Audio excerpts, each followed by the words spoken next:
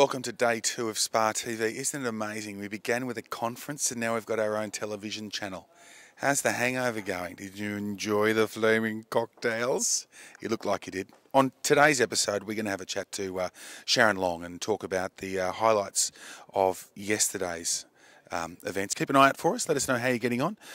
Always welcome your feedback and your thoughts. And looking forward to another good night tonight.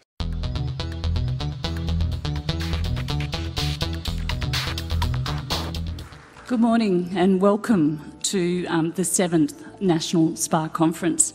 Group the various legislative changes and other government announcements under these various headings, and we will work our way through this list during the course of this session. All these recommendations are approved, 23 out of 29, but all subject to consultation.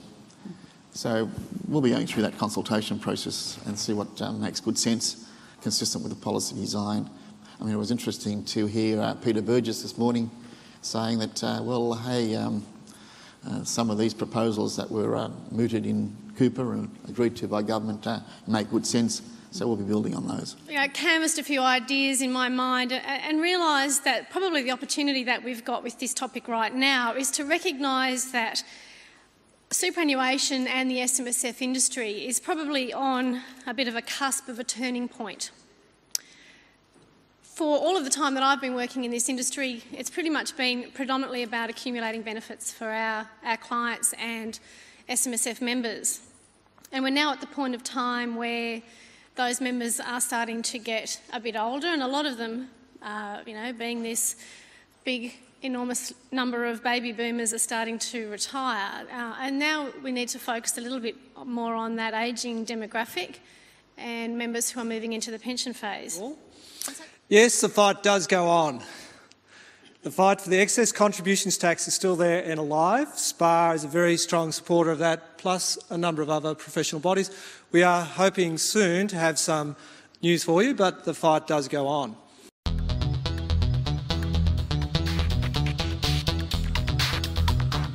Sharon, first session, out of the way. How are you feeling?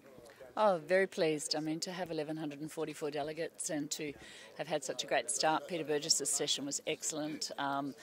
Michael DeCenzo, fantastic. Let's talk about Michael, Australian Tax Commissioner. When you talk to someone like that, are you excited by the possibility, or are you nervous about it, or?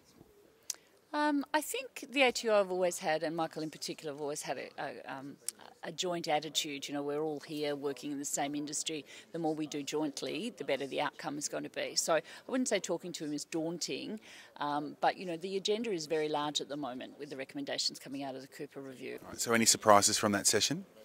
No, not really. I mean, part of the problem here is a lot of change, a big agenda. It's going to take time, and we're all sort of sitting back waiting until the legislation actually occurs before much can happen. Now that we're underway, and you would have had a chance to talk to quite a few delegates, what do you think is going to be the hot topic for the next 3 days? I think that the main thing will be around Cooper and the changes with Cooper, and also with the future of financial advice, fees and commissions, opt-out provisions, those type of things. So it's about this uncertain environment that we're now living in, where we know change is inevitable, but what form exactly it's going to take, we're still uncertain. With your particular stand, I mean, it's a good exhibition hall. What's with the Smurfs? Well, that's accountants trying to be creative.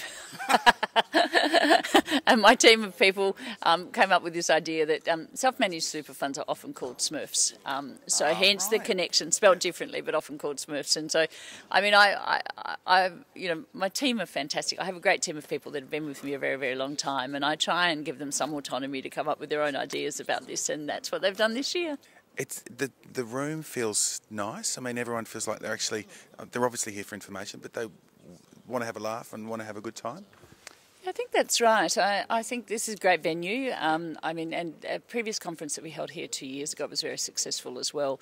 And I think part of any convention like this, as you said, you're here to gain information and learn and improve your knowledge. But at the end of the day, the networking and the camaraderie and catching up with people that you don't see all that frequently, and just generally taking some time out of the office, I think. Yeah, that's always nice. The final day lunch, is it something you always do? I've done it for several years now, and we've always aimed to find the best speaker that we possibly can, and I'm quite excited about Todd Sanson. He's a great, very entertaining speaker, and I mean he's achieved such a lot in terms of his mountain climbing and things like that. Well, thanks for your time and enjoy the conference. Thank you, Andrew.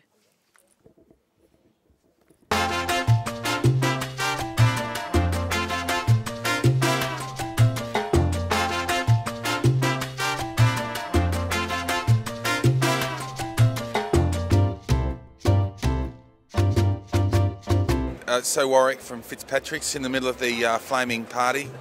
Sorry to drag you away. Yeah. How's the conference going?